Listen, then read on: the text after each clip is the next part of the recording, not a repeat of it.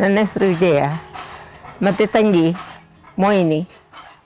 ನಾವು ಸಾಧಾರಣ 45 ವರ್ಷದಿಂದ ಮಾಡ್ತಾಯಿದ್ದೇವೆ. ನಾವು ಇಲ್ಲೇ ಹುಟ್ಟಿ ಬೆಳೆದವರು, ಮದುವೆ ಆದಮೇಲೂ ಇಲ್ಲೇ ಇದ್ದದ್ದು.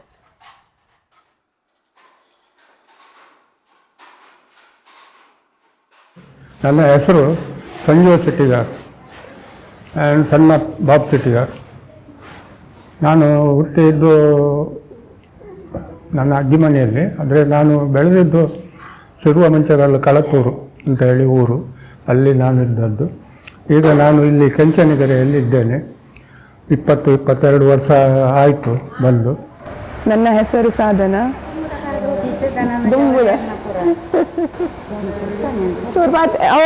अरे टाइम आपण यार फर्स्ट पाते एन पुदार देवच्ची ಎಂಕಲ ಗ್ರಾಮ ಬೆಳ್ಳೆಯರು ಕೆರೆಗಾಡು ಮನೆ ಕೆಂಚನೀರು ಪೋಸ್ಟು ಆತಿ. ನಾನು ತಾಳಿಪಾಡಿ ಪ್ರಾಥಮಿಕ ನೇಕಾರ ಸೇವಾ ಸಹಕಾರಿ ಸಂಘದಲ್ಲಿ 2 ವರ್ಷದಿಂದ ಕೆಲಸ ಮಾಡ್ತಾ ಇದ್ದೇನೆ. Handloom weaving was actually started here in around in the mid of 18th century. So it believed that people, some weavers migrated from Tamil Nadu and also Andhra Pradesh, settled here, and they belong to Padmashali community, and locally they are called as Shettigars. ಅವರ ಕುಲ ಕಸುಬು ಅಲ್ಲಿಂದ ಬರುವಾಗಲೇ ಅವರು ಆ ಕುಲ ಕಸುಬು ನೇಕಾರಿಕೆ ಆಗಿತ್ತು. ಅವರು ಬಂದವರು ಇಲ್ಲಿ ನೇಕಾರಿಕೆಯನ್ನು ಪ್ರಾರಂಭ ಮಾಡಿದಂತೂ ಬಂದು ಉಡುಪಿಯಲ್ಲಿ ತಮ್ಮ ಕಾರ್ಯಚಟುವಟಿಕೆ ಶುರು ಮಾಡಿ ಅಲ್ಲಿಂದಲೇ ನೇಕಾರಿಕೆಯನ್ನು ಪ್ರಾರಂಭ ಮಾಡಿದಂತೂ ನಮಗೆ ತಿಳಿದ ಮಟ್ಟಿಗೆ ಗೊತ್ತು ಅಷ್ಟೇ. They used to weave simple clothes using pit looms. Later in 1844, Basel machine, which came to Mangalore from Germany,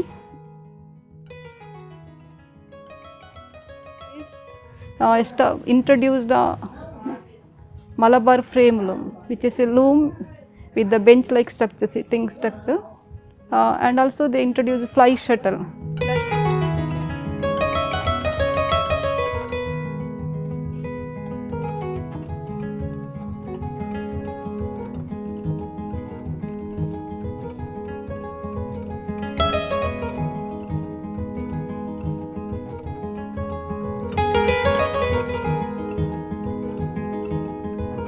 ಹಾಗಾಗಿ ಇದನ್ನು ವ್ಯಾಪಕವಾಗಿ ಆ ನೇಕಾರಿಗೆ ಹಬ್ಬಿತು. ಹೆಚ್ಚಿನವರು ಅದನ್ನು ತಮ್ಮ ಕೆಲಸ ಕುಲಕಸು ಶೆಟ್ಟಿಗಾರರು ಪದ್ಮಶಾಲಿಗಳು ಅದನ್ನು ಕುಲಕಸುಬಾಗಿ ಮಾಡಿಕೊಂಡು, ಬಾಕಿಯವರು ಸಹ ಜಾತಿಯವರು ಸಹ ಅದನ್ನು ತಮ್ಮ ವೃತ್ತಿಯಾಗಿ ಮಾಡಿಕೊಂಡಿದ್ದರು.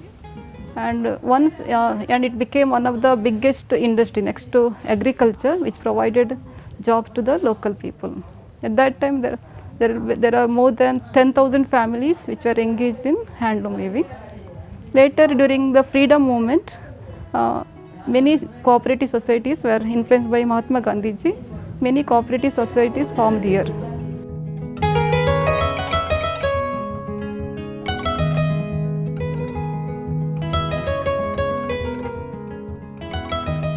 ನಮ್ಮ ಕುಟುಂಬ ನೇಕಾರಿಕೆ ಬಂದ ಕುಟುಂಬ ಅಂದರೆ ನಮ್ಮ ಅಜ್ಜ 10-15 ಜನ ನಮ್ಮ ಮನೆಯಲ್ಲೇ ನೇಕಾರಿಕೆಯಾಗಿ ಕೆಲಸಕ್ಕೆ ಜನ ಇಟ್ಟುಕೊಂಡು ನೇಕಾರಿಕೆ ಮಾಡ್ತಾಯಿದ್ರು. ಹೇಳಿಕೊಟ್ಟಂದರೆ ಅಪ್ಪ ಅಮ್ಮ ಎಲ್ಲ ಮಾಡ್ತಾರೆ ಮನೆಯಲ್ಲಿ. 4 ಸೀರೆ ಮಗ್ಗ, 3 ಬೈರಸ್ ಮಗ್ಗ ಇದ್ದಿತ್ತು. ಎಲ್ಲರೂ ಬಟ್ಟೆನೇ ಮಾಡೋದು. ಚಿಕ್ಕವರು ಒಂದು ಪ್ರೈಮರಿಯಲ್ಲಿ ಒಂದು ನೂಲು ಸುತ್ತಲಿಕ್ಕೆ, ಆಮೇಲೆ ನೆಕ್ಸ್ಟು 10ನೇ ಕ್ಲಾಸ್ ಆದಮೇಲೆ ಮಗ್ಗ ನೇಯಲಿಕ್ಕೆ ಸ್ಟಾರ್ಟ್ ಮಾಡಿ. ಎಂಕುಲು ಇಲ್ಲಡೆ ಕಲ್ತೀನಿ, ಎಂಕಲ್ ಅಪ್ಪ ಮೇಲೆ ಕಲ್ಪದೀನಿ. ನಾನು 12ನೇ ವರ್ಷದಲ್ಲಿ ಈ ಮಗ್ಗ ಕೆಲಸ ನಾನು ಮಾಡ್ತಾ ಇದ್ದೇನೆ, ಸಣ್ಣ ಪ್ರಾಯದಲ್ಲಿ. ಅದಕ್ಕೆ ಇದೆಲ್ಲ ನಮಗೆ ಅಲ್ಲಿ ತಗೋದಿಲ್ಲ, ಆವಾಗ ಮಾಡ್ತಾಯಿದ್ದೆ ನಾನು. ഞാൻ 27ನೇ ವರ್ಷ ಮದುವೆ ಮಾಡಿ ಈತ 31 ವರ್ಷ ಕಣ್ಣನೊಟ್ಟು ಗೊತ್ತೇ 31 ವರ್ಷದೊಕ್ಕ ತೀರುವರು. ನಾವು ತಂದೆ ತಾಯಿ ಮಾಡುವಾಗ ನಾವು ಅದು ಚರಕ ಉಂಟಲ್ಲ ಅದನ್ನು ಫಸ್ಟ್ ಕಲ್ತದ್ದು. ಕಡೆಗೆ ಅವರು ಎದ್ದುಕೊಂಡು ಹೋದಾಗ ಕಾಲು ಮೆಟ್ಲಿಗೆ ಶುರು ಮಾಡಿದ್ದು ಮಗ್ಗಕ್ಕೆ. 16 ವರ್ಷ ಆಗುವಾಗ ಮಾಡ್ಲಿಕ್ಕೆ ಶುರು ಮಾಡಿದ್ದು ನಾವು. ಆವಾಗ ನನ್ನ ಅಪ್ಪ ಅಮ್ಮ ಎಲ್ಲ ಪ್ರೈವೇಟಾಗಿ ಮಾಡ್ತಿದ್ರು. ಆಮೇಲೆ ಒಂದು 6 ವರ್ಷ ಮಾಡಿದೆ. 6 ವರ್ಷ ಮಾಡಿ ಆಮೇಲೆ ತುಂಬಲೇನು ಕ್ಲಿಯರ್ ಇಲ್ಲ ಟ್ರೈನಿಂಗ್ ಹೋಗ್ತೀವಿ ಇಲ್ಲಡೆ ಮಗದಿದ್ದೇನೆ ಯೋಂತೀನಿ ಇಂಕಲು ಅವರೇನು ದುಡ್ಡು ಕೊಟ್ಟು ನೂಲು ತಗೊಂಡು ಬಂದು ರೆಡ್ ಮಗಲ ಇಲ್ಲಡೆ ಮಾಡ್ತದೆ ಬೊಕ ಬೇತೆ ಕೊಟ್ಟು ಪಾಸ್ ಬರ್ತದೆ ಇಂಚಿನ ಕುಂಟ ಉಂಡದೆ ಬೇತೆ ಎಲ್ಲ ಬೋದು ಪಾಸ್ ಬರ್ತದೆ ಕಣ ಅಂತೀನಿ. ಮತ್ತು ಅಂಗಡಿಗೆ ಎಲ್ಲ ಸೀರೆ ಹಾಕಿ ಮಾಡ್ತಿದ್ವಿ.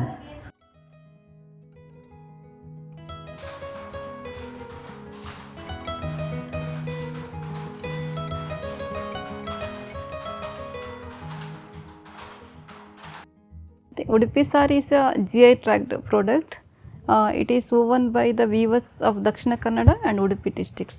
There are weaves. India is a lot of cultural value, and every place has something of its own. Right now, Udupi sarees is very particular to Udupi. For this humid, hot weather, this kind of pure cotton saree is all that will make you feel good. It will just sink in with your skin, and it doesn't feel like you're wearing something that you need to change out of.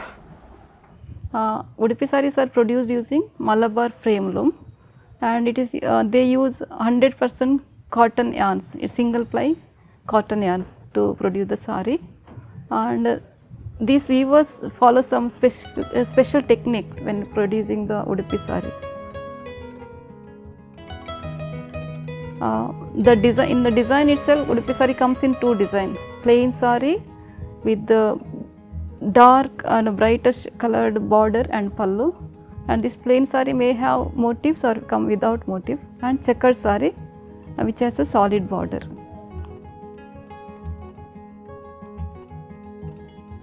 And while weaving, the weavers apply starch. That process is known as onam sizing. This is the unique technique followed by the weavers of Udupi.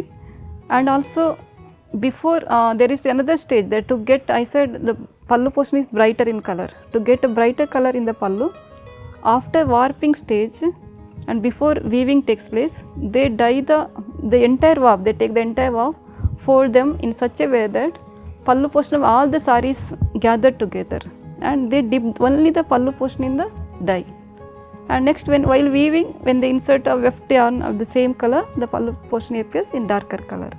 That is another unique practice practiced by Udupi saree weavers.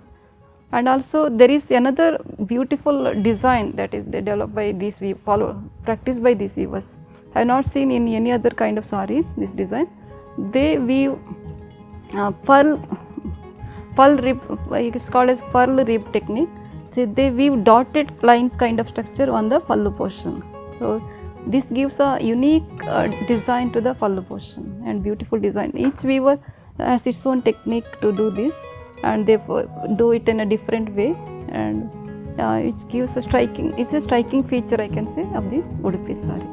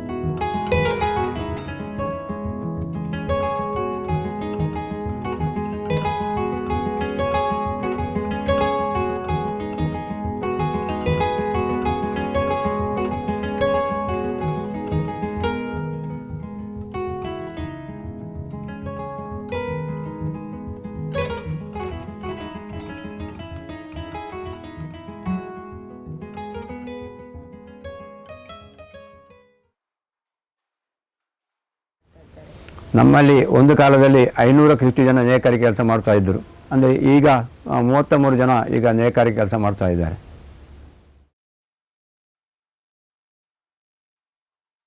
ಹೆಣ್ಣು ಮಕ್ಕಳು ಅಂದರೆ ಜಾಸ್ತಿ ಕೆಲಸಕ್ಕೆ ಬರ್ತಾ ಇದ್ದಾರೆ. ಗಂಡು ಮಕ್ಕಳಿಗೆ ಬೇರೆ ಉದ್ಯೋಗ ಜಾಸ್ತಿ, ಹೊರಗಿಂದ ಜಾಸ್ತಿ ಸಂಬಳ ಸಿಗುವ ಕಾರಣ ಈ ವೆಚ್ಚಿಗೆ ಬರುವವರು ಕಡಿಮೆ. ಅಂದರೆ ಹಿಂದಿನ ಮಾಡ್ತಾ ಇದ್ದವ್ರು ಮಾತ್ರ ಈಗ ಓಡ್ಕೊಂಡಿದ್ದಾರೆ, ಹೊರತು ಬೇರೆ ಹೊಸಬರು ಗಂಡು ಮಕ್ಕಳು ಇಲ್ಲಿ ಇದಕ್ಕೆ ಬರ್ತಾ ಇಲ್ಲ. ಕಾರಣ ಅಂದರೆ ಈಗ ಎಲ್ಲ ಕಡೆ ಬೇರೆ ಬೇರೆ ಉದ್ಯೋಗ ಹಿಡ್ಕೊಂಡೆಲ್ಲ ಹೊರಗೆ ದುಡಿತಾ ಇರ್ತಾರೆ. ಇದರಲ್ಲಿ ಕೆಲಸ ಸಹ ತುಂಬ ಜಾಸ್ತಿ ಒಬ್ಬರೊಬ್ಬರಿಗೆ ಮಾಡ್ಕೊಳ್ಳಿಕ್ಕೆ ಆಗೋದಿಲ್ಲ. ಜನ ಸಹ ಕಡಿಮೆ ಮನೆಯಲ್ಲಿ. ಈಗ ಎಲ್ಲ ಬೇರೆ ಉದ್ಯೋಗ ಹೋಗ್ತಾರಲ್ಲ, ಮನೆಯಲ್ಲಿ ಸಹ ಮಾಡೋರಿಲ್ಲ. ಹಾಗಾಗಿ ಎಲ್ಲ ಬಿಟ್ಟಿದ್ದಾರೆ.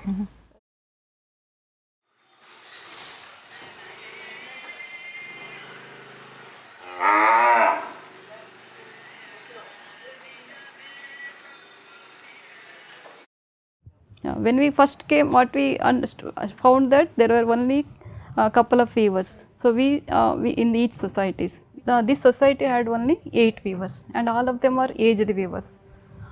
They were all weaving, but they are not regularly weaving.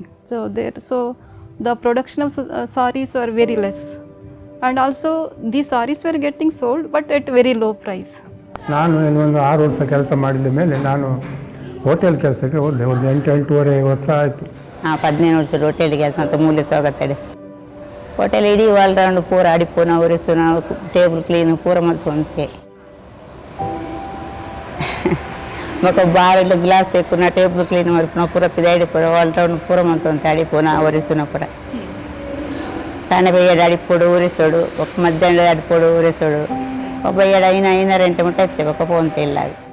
ಅಲ್ಲಿ ಹೋಟೆಲ್ ಕೆಲಸ ಮಾಡಿದೆ. 8-8.5 ವರ್ಷ ಆದ ನಂತರ ಪುನಃ ವಾಪಸ್ಸು ಬಂದು ಆಮೇಲೆ ನಾನು ಉಡುಪಿ ಸೊಸೈಟಿ ಮೆಂಬರ್ ಆಗಿ ಸೇರಿದೆ. ಅದೇ ಒಂದು ಕೆಲವು ವರ್ಷ 40 ವರ್ಷವರೆಗೆ ದುಡಿದೆ. ಆಮೇಲೆ ಅಲ್ಲಿ ಸ್ವಲ್ಪ ತಾಪತ್ರೆ ಆಯಿತು. ಅಂದರೆ ಸೀರೆ ಹೋಗೋದಿಲ್ಲ, ನೂಲು ತರಲಿಕ್ಕೆ ದುಡ್ಡಿಲ್ಲ, ಮಜೂರಿಲ್ಲ ಅಂತ ಹೇಳಿ ನಾವು ಇಲ್ಲಿ ಬಂದ ಮೇಲೆ ಸುಮಾರು ಸಲ ನಾನು ವಾಪಸ್ ಬಂದದ್ದುಂಟು ಮಜೂರಿಲ್ಲದೆ. ಯಾರ್ಯಾರ ಹತ್ರ 50-100 ರೂಪಾಯಿ ತಗೊಂಡು ಬಸ್ಸಿಗೆ ಅಂತ ಹೇಳಿ ಬಂದೆ. ಆಮೇಲೆ ಅದನ್ನು ಬಿಟ್ಟೆ. ಮತ್ತೆ ನಾನು ರಾಜೀನಾಮೆ ಕೊಟ್ಟೆ ಅಲ್ಲಿಗೆ. ನಾವು ಅಜ್ಜ ಇರುವಾಗಲೇ ಮಗ್ಗ ಇದ್ದಿತ್ತು. ಈಗ ನಾವು ಮಾಡ್ತಿರ್ತಲ್ಲ, ಅದು ನಮ್ಮ ಅಜ್ಜ ಇರುವಾಗಲೇ ಇದ್ದ ಮಗ್ಗ ಅದು. ಚಿಕ್ಕವರಿರುವಾಗ ಎಲ್ಲರ ಮನೆಯಲ್ಲೂ ತುಂಬ ಮಗ್ಗ ಇತ್ತು. ಒಂದು 5, 6, 8, 10, 20 ಕೆಲವ್ರ ಮನೆಯಲ್ಲಿ. ಒಂದೊಂದು ಮನೆಯಲ್ಲೂ 16, 15, 10, 7, 6 ಹೀಗೆ ಎಲ್ಲರ ಮನೆಯಲ್ಲೂ ಮಗ್ಗ. ಒಂದು 100 ಮಗ್ಗ ತನಕ ಇತ್ತು ಒಂದು ಸಾಲಿಕೇರಿ ಊರಲ್ಲಿ. ಈಗ ಯಾರ ಮನೆಯಲ್ಲಿ ಸಹ ಇಲ್ಲ. ಈಗ ಸದ್ಯಕ್ಕೆ ಈಗ ನಮ್ಮ ಮನೆಯಲ್ಲಿ ಮಾತ್ರ 1-2 ಮಗ್ಗ ಇರುತ್ತೆ. ಆಮೇಲೆ 8-8 ವರ್ಷ ನಾನು ಬೇರೆ ಕೆಲಸಕ್ಕೆ ಹೋದೆ. ಇಲ್ಲಿ ಬರುವಾಗ 2 ಮಗ್ಗ, ಇಂಥದ್ದು 2 ಮಗ್ಗ ತಗೊಂಡು ಬಂದೆ. ನಾನು ಮತ್ತು ನನ್ನ ಮಿಸ್ಸೆಸ್, ನನ್ನ ಹೆಂಡತಿನೇ ಮಾಡ್ತಿದ್ದೆ. ಕಡೆಗೆ ಅದು ತಾಪತ್ರೆ ಆಯಿತು. ನೂಲಿಲ್ಲ ಅಂಥೇಳಿ, ಮಜೂರಿಲ್ಲ ಅಂತ ಹೇಳಿದರೆ ನಾನು ಮತ್ತೆ 2 ಬಂದ್ ಮಾಡಿದೆ. 2 ಬಂದ್ ಮಾಡಿ ಮತ್ತು ಬೇರೆ ಕೆಲಸಕ್ಕೆ ಹೋದೆ. ಬೇರೆ ಕೆಲಸಕ್ಕೆ ಅಂದರೆ ಗಾರ್ಡನ್ ಕೆಲಸಕ್ಕೆ, ಮತ್ತು ಅಲ್ಲಿ ಗೊಬ್ಬರದ ಕೆಲಸಕ್ಕೆ, ಅದಕ್ಕೆ ಇದೆ ಕೊಯ್ಲು ಟೈಮ್ನಲ್ಲಿ ಕೊಯ್ಲು ಕೆಲಸಕ್ಕೆ ಎಲ್ಲ ಹೋಗ್ತಾಯಿದ್ದೆ. ಕೊಯ್ಲು ಕೆಲಸ ನಿಂತೋಯ್ತು, ಮಿಷನ್ ಬಂತು, ಅದು ಮತ್ತೆ ಇಲ್ಲ. ಮತ್ತು ಕೊಯ್ಲು ಕೆಲಸ ಸ್ವಲ್ಪ ಕಡಿಮೆ ಆಯಿತು. ಆಮೇಲೆ ಮೇಸ್ತ್ರಿ ಕೆಲಸ ಅವರೊಟ್ಟಿಗೆ ಹೋದೆ. ಅದು ಮತ್ತೆ ಕಡೆಗೆ ನನಗೆ ಆಗಲಿಲ್ಲ, ಸಿಮೆಂಟದ ಕೆಲಸ ಎಲ್ಲ ಆಗಲಿಲ್ಲ. ನಾನು ಮತ್ತೆ ಗಾರ್ಡನ್ ಕೆಲಸಕ್ಕೆ ಹೋದೆ. ಅಲ್ಲಿ ಅವ್ರದ್ದು ಸ್ವಲ್ಪ ಡೌನ್ ಆಯಿತು ಕೆಲಸ. ಗಾರ್ಡನ್ ನಮ್ಮ ಮನೆ ಹತ್ರ 4-8 ಜನ ಇದ್ದಾರೆ. ಅವರು ವಹಿಸ್ಕೊಂಡು ಬರ್ತಾರೆ, ನನ್ನನ್ನು ಕರ್ಕೊಂಡು ಹೋಗ್ತಿದ್ರು ಮಾಡಲಿಕ್ಕೆ. ಅದು ಡೌನ್ ಆಯಿತು.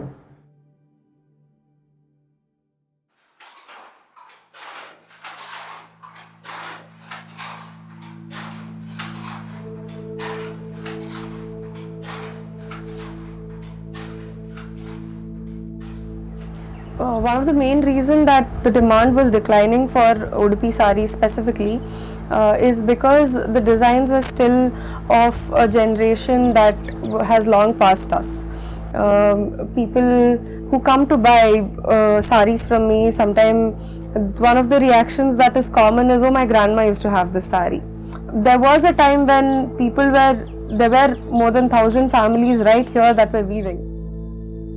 A handloom product could not match the price that the power loom was giving.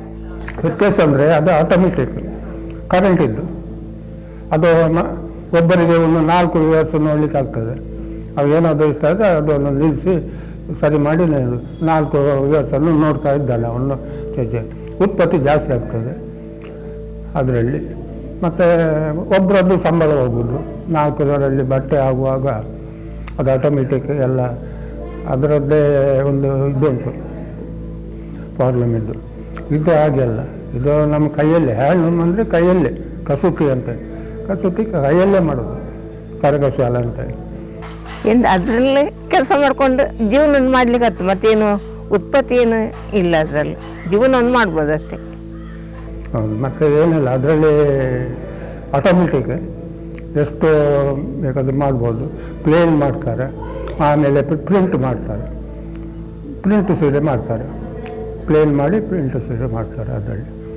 ಹೌದು, ಅಂದರೆ ಅದರಲ್ಲಿ ರೇಷ್ಮೆ ಆಗ್ತದೆ, ಪಾಲಿಸ್ಟರ್ ಆಗ್ತದೆ, ಮತ್ತು ಟರ್ಲಿನ್ ಆಗ್ತದೆ, ಇದೆಲ್ಲ ಆಗ್ತದೆ.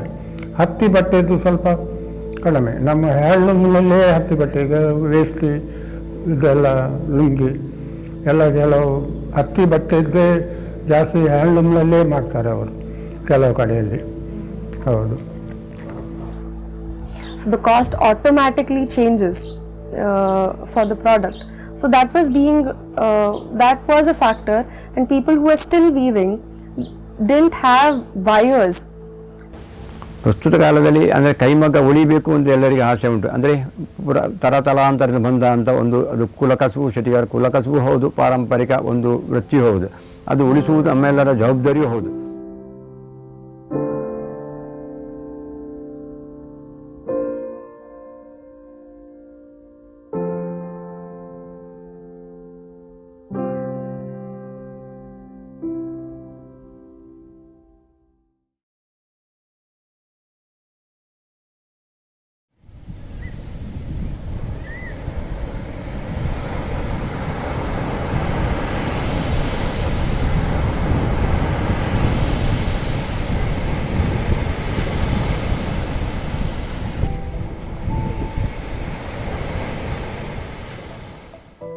Namaste, my name is Mamata Rai. I am the founder and president of the Kadike Trust, which is currently working for the revival of Udupi Sari. The main objective of the trust is to work to support sustainable rural livelihood practices and also document indigenous knowledge. And also we are all aware of the climate crisis. We wanted to work toward the solution by supporting handloom industries which are sustainable, which doesn't require any fossil fuel, and also can provide jobs to many without harming the environment. In 2018, when we formed this trust, we came to know about the sad state of Udupi Sari, which is our own weave of our own district, Udupi, and belong to Udupi and Dakshina Kannada. So since many years, this Udupi Sari handloom weaving has provided jobs to many people locally and sustainably, but now it is at the verge of extinction. So we wanted to do in our own way, contribute towards the revival of this weave. During that time, no one knew about actual number of active weavers. So we approached the government department and some societies, still they could not able to provide the actual figure.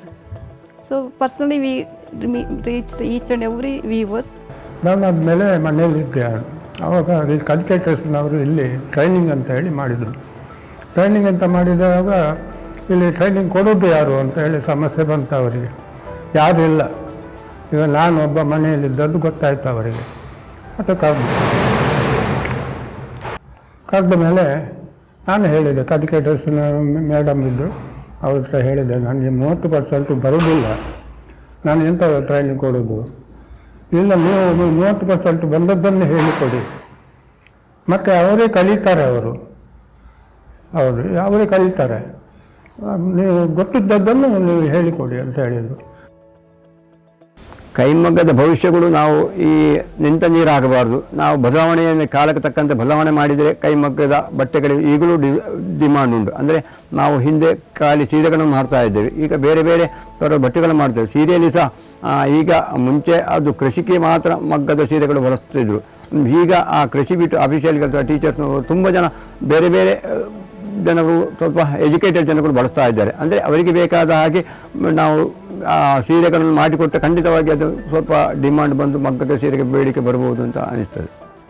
So I worked with weavers in understanding what are the kind of things that they've been working on, what are the kind of design interventions that we can bring about in the product itself. And the weavers themselves have been very supportive in taking up all the crazy ideas that I throw at them and try to work out a design, an end product which speaks to the new generation. So we thought, why not give it a slightly elevated look wherein even this generation can maybe then take it up as, if not a staple wear or a function wear, as a corporate, as a Indian formal wear. One more thing, they call that powerloom products are cheap. Actually, powerloom products are not cheap. The way they are created, the harm that is causing to the environment, the problem in mitigating those harmful gases from the environment, and the health hazards, and the water that got spoiled. All those, if we calculate, powerloom products are expensive compared to the handloom products. There are foreign brands and other larger scale organizations that are taking up local designs and claiming that they are ethically made. Now for that, greenwashing is something that's found across fields, across professions, and we see people give us the same products, branded, packed well, and we also fall for it as consumers. And also here that money is distributed among many people. Powerloom makes only few people become richer and richer. It causes the divide among the people also. So like that, many reasons are there to support handloom industry.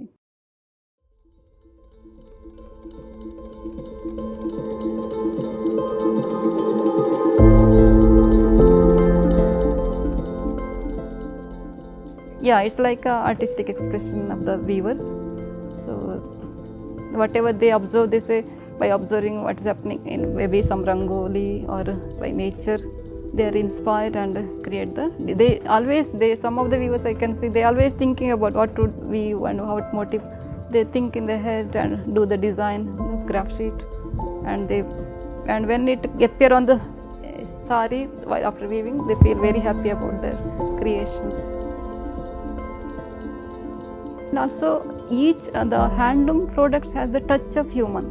Each product to create, it's not only weaver, there are many people involved while producing the sari. The people who does the dyeing work, who does the pre-process like winding, warping and joining the yarns. So many people are involved in producing one sari. So it gets the feel and touch of many people. So it can provide job to many people. When machines steal the jobs from many people, this handloom can give job to many people. And also each sari has the imagination of that weavers who is creating that. So like sari is like a canvas of these weavers. Each sari is different. ಇತ್ತೆ ಐಟ ದಿನದ ಎತ್ತೀನಿ ಆಗುತ್ತೆ ಎಲ್ಲಿಡಿಂಚಲ ಎಂಕುಲು ಮಗ್ಗದ ಐಟ ದಿನದ ಎತ್ತೀನಿ ಬೇಟೆ ಇಟ್ಲ ದಿನದ ದಿನ ತಿಂಗ್ಳಿಗೆ ಅವೇ ಒಂಜಿ ಕೆಲಸ ಎತ್ಕೊಂಡು ಮಗ್ಗದನೇ ಕೆಲಸ ಹೊಡು ದಿನದ ಎತ್ತೀನಿ ಎಂಕುಲು ಇದನ್ನೆರಡು ಸಲ ಜೋಕ್ಲಿ ಅಂತ ಹಾಕದ ಮಲ್ಲ ಮಾಡ್ತಿಲ್ಲ ಮಗ್ಗದ ಐಟೆ ಪಕ್ಕ ಇತ್ತೇವೆ 10-15 ವರ್ಷ ಮುಂಚೆ ಬುಡ್ದುತ್ತೆ ಎತ್ತೆ ಬುಡ್ದವೆ 2-3 ತಿಂಗಳು ಬರೋದಿಲ್ಲ. ಕಾರಣ ಅಂತೇಳಿ ನಾವು ಉದ್ಯೋಗ ಅಲ್ಲ, ನಮ್ಮ ಖರ್ಚಿಗೆ ಆಗ್ತದೆ ಅಂತಲೇ ದುಡಿಯೋದು ಅಷ್ಟೇ. ನೇಕಾರ ಆದಮೇಲೆ ಏನು ತೊಂದರೆ ಇಲ್ಲ ನನಗೆ, ಈಗ ಏನಿಲ್ಲ. ಅಂದರೆ ನಾನು ಈಗ ನೇಕಾರ ಈ ಕೆಲಸ ಇಲ್ಲದ್ರೆ ನಾನು ಮನೆಯಲ್ಲಿ ಕೂತ್ಕೊಳ್ಳೋದ್ರೆ ಒಂದು ಲೆಕ್ಕ ಬೇರೆ. ಮತ್ತು ಈಗ ಇಲ್ಲಿ ಬಂದು ನನಗೆ ಜಾಕಿಂಗ್ ಮಾಡಿದಾಗ ಆಯಿತು, 4 ಕೈಕಾಲು ಹಲ್ಲಾಡ್ತದೆ, ಅದು ಜಾಕಿಂಗ್ ಮಾಡಿದಾಗ ಆಯಿತು, ಸ್ವಲ್ಪ ಏನು ಪ್ರಾಬ್ಲಮ್ ಇಲ್ಲ. ಮತ್ತೆಲ್ಲ ಪ್ರಾಬ್ಲಮ್ ಬರ್ತದೆ, ಜ್ವರ ಬರ್ತದೆ, ತಲೆ ಹಿಡಿತದೆ, ಅದೆಲ್ಲ ಇರ್ತದೆ. ಹೌದು, ಅದೆಲ್ಲ ಸ್ವಾಭಾವಿಕ ಅದು. ಹೌದು. ನಾನು ಖುಷಿ ಪಣ್ಣ ಹಿಂಗೆ ಅವೇ ಕೆಲಸ ಗೊತ್ತು, ಬೀಡಿ ಒಂದು ಅಲೆ ಗೊತ್ತು ಜೊತೆ ಅದಕ್ಕೆ ಅವೇ ಕೆಲಸ ಮಾಡ್ತಂದಿಲ್ಲ. ನಾನು ಐತಿ ನಾನು ತೀರ್ನಾಡ್ತೀನಿ ಮುಟ್ಟ ಬೇನು ಕಂದೈತೆ ಬೇನೊಂದು ಪುಣ್ಯ. ನಾನು ಕಲಿತದ್ದು diploma in electronics and communication. ಮದುವೆ ಆದ ನಂತರ ವರ್ಕ್ ಮಾಡ್ತಾ ಇದ್ದೆ. ವರ್ಕ್ ಮಾಡಿ 1-2 ವರ್ಷ ಕೇರಳದಲ್ಲಿ ವರ್ಕ್ ಮಾಡ್ತಾ ಇದ್ದೆ. ಆಮೇಲೆ ಡೆಲಿವರಿ ಆದ ನಂತರ ಮಗು ಚಿಕ್ಕದಂತೇಳಿ ಕೆಲಸಕ್ಕೆ ಹೋಗಲಿಲ್ಲ. ಖುಷಿ ಕೊಡೋದು ಇದೆ ಕೆಲಸ. ಇದು ಮೈಂಡ್ ಫ್ರೀ ಇರ್ತದೆ. ಬೇರೆ ವರ್ಕಲ್ಲಿ ಆದರೆ ಪ್ರೆಷರ್ ಇರ್ತದೆ.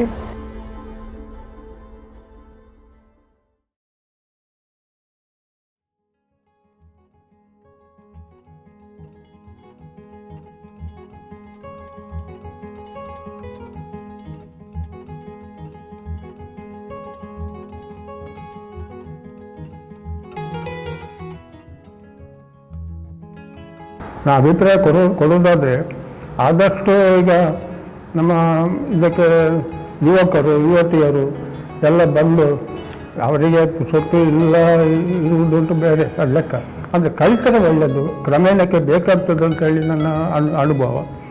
ಯಾಕೆಂದರೆ ಈಗ ನಾನು ಸಣ್ಣ ಪ್ರಾಯದಲ್ಲಿ ಮಾಡಿದನ್ನು ಈಗ ನನಗೆ ಬೇಕಾಯ್ತದ್ದು. ಹಾಗೆ ಅವರು ಕಲಿಬೇಕು, ಯಾರಾಗಲಿ ಯುವತಿಯರಾಗಲಿ ಯುವಕರಾಗಲಿ ಯಾರಾದರೂ ಕಲಿತರೆ ಒಳ್ಳೆಯದು. ಬೇರೆ ಕೆಲಸದಲ್ಲಿ ಆದರೆ ಒಂದು ಸಂಬಳ ಅಂತೇಳಿ ಇರ್ತದೆ, ಆದರೆ ಇದರಲ್ಲಿ ತುಂಬ ಕಡಿಮೆ ಇದೆ. ಹಾಗಾಗಿ ಯಾರು ಇದಕ್ಕೆ ಮೇಯಲಿಕ್ಕೆ ಬರ್ತಾ ಇಲ್ಲ. ಇನ್ನು ಯುವಕರು ಬಂದರೆ ಮೇಯಲಿಕ್ಕೆ ಕಲಿತ್ರೆ ಸ್ವಲ್ಪ ಇಂಪ್ರೂವ್ಮೆಂಟ್ ಆಗ್ಬೋದು. ಅದೇ ರೀತಿ ಸಂಬಳ ಕೂಡ ಹೆಚ್ಚಾಗ್ತಾ ಹೋದರೆ ಎಲ್ಲರಿಗೂ ಯೂಸ್ಫುಲ್ ಆಗಿರ್ತದೆ.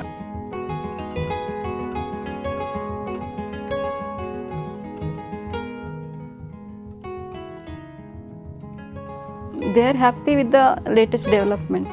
So now because they are getting more attention now, more and more people are talking about that. They are getting attention and recognition from the society as well as people from the community. Earlier when we came here first time, we was at the feel that there is no respect to this profession.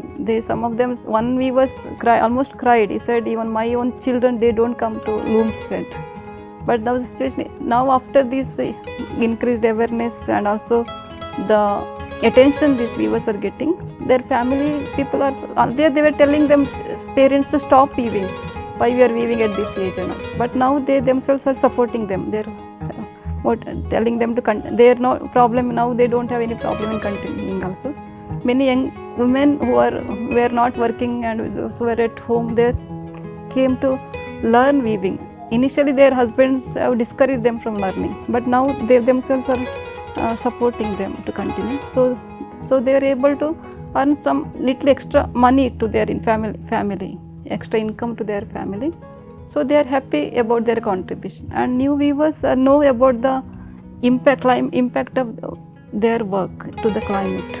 So they are proud of their work, and weavers also happy actually about their work.